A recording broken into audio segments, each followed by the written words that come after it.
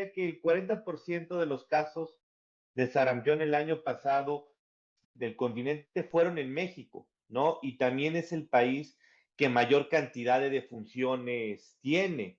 Este año México tiene casi el 70% de casos del continente. Y esto es preocupante porque estados como Jalisco, como Ciudad de México, pues van en una curva completamente creciente y son dos estados que van a ser mundialistas. Y no solo eso, la velocidad de este brote es 3 veces mayor a la velocidad que tuvo el brote el año pasado. Es decir, es sumamente contagioso el sarampión, Sí. más que el COVID. Si una persona con sarampión puede contagiar entre 14 y 6 personas en un contexto que no estén vacunados, pero hace poco salió un muy bonito trabajo de un aeropuerto en Estados Unidos donde una persona contagió a otras 9 personas de sarampión, pero de esas 9 contagiadas, 5 tenían un esquema de vacunación incompleto. ¿Qué es el gran riesgo que tiene nuestro país? El gran esquema de vacunación que tenemos incompleto y que somos de los países con las coberturas vacunales más bajas del continente para la vacuna de sarampión y rubiola. ¿Qué recomiendas entonces? Bueno, desde luego la vacunación, pero no todo el mundo tiene acceso y los recursos para pagar una vacuna contra el sarampión comprada en una farmacia. Así, El gobierno está poniendo, por lo pronto en la Ciudad de México, en algunas estaciones del metro, al ratito vamos a decir más o menos cuáles, en donde la gente puede vacunarse de manera sí. gratuita contra el sarampión. Yo creo que hay que hacer caso, ¿no crees? Así es, hoy hay una apertura muy grande de este gobierno. Sí, Pepe, a partir de estas posturas de la presidenta Sheinbaum, de tratar de incentivar la inversión privada y de juntarla con la inversión pública para tratar de salir del estancamiento en el que hemos estado los últimos 7 años. Hay que recordar que en el largo periodo de los gobiernos neoliberales, el crecimiento promedio fue de apenas 2,3%. Es decir, un crecimiento que el entonces presidente López Obrador calificó como mediocre. Sin embargo, la 4T ha tenido un crecimiento promedio en esos 7 años del 0,7%.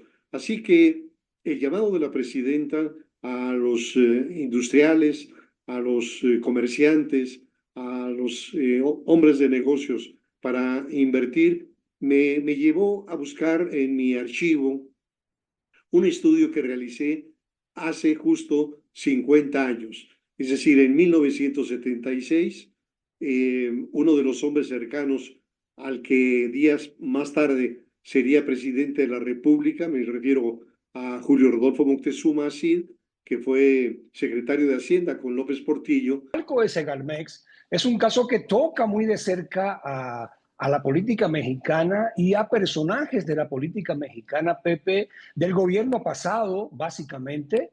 Recordemos que cuando se produjo el desfalco de Segalmex, estos 20,000 millones de pesos que se perdieron, fueron robados, para no jugar con las palabras, y el contacto en México durante el gobierno de López Obrador, el gobierno de Maduro, era Alex Saab, este personaje que fue capturado ayer en Caracas y que estuvo preso, no lo olvidemos, estuvo preso ya durante 8 meses en Estados Unidos, hace 2 años, bajo cargos, 7 cargos, narcotráfico, lavado de dinero, muchísimos.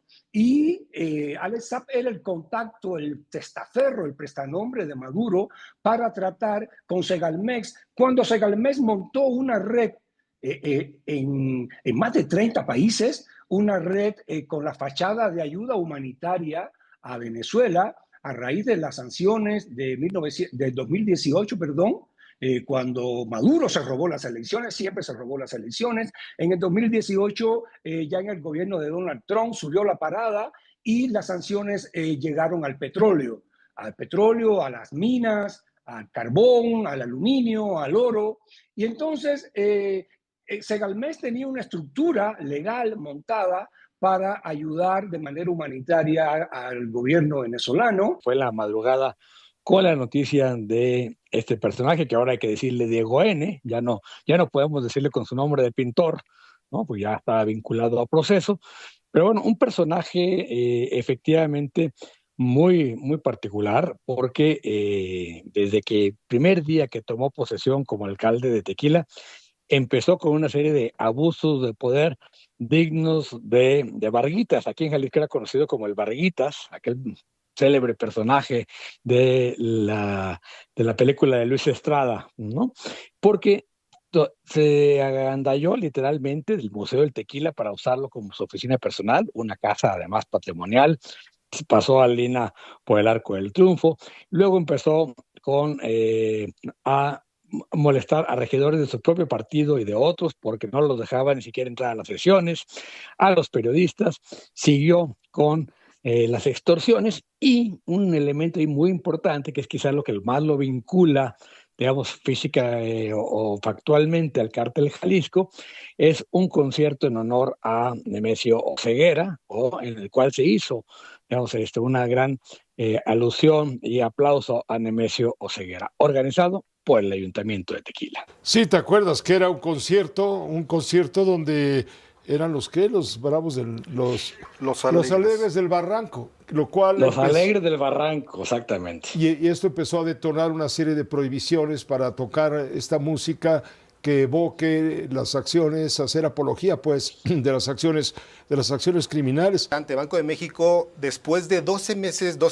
reuniones consecutivas donde venía bajando la tasa de interés, el día de hoy dice la vamos a mantener sin cambios en 7%. ¿Por qué razón? ¿Por qué razón?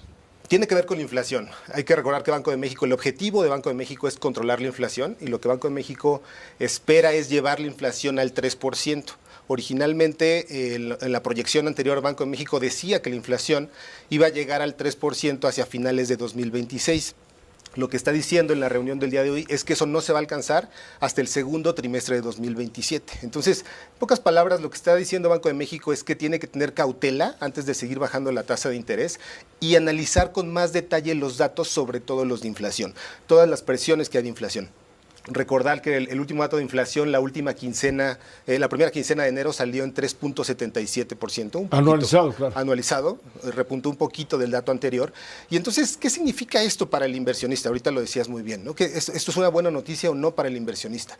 Yo te diría que por lo pronto lo que significa es que quien está invirtiendo en la parte más conservadora, quien está invirtiendo sin riesgo en las inversiones de renta fija, sigues teniendo hoy un premio, sigues teniendo una tasa por arriba de inflación sin tomar ningún riesgo, ¿no?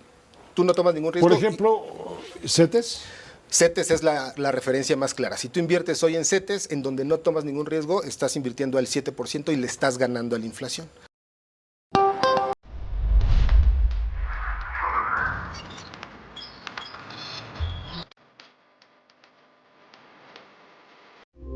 Esta fue una producción de Grupo Fórmula. Encuentra más contenido como este en radioformula.mx.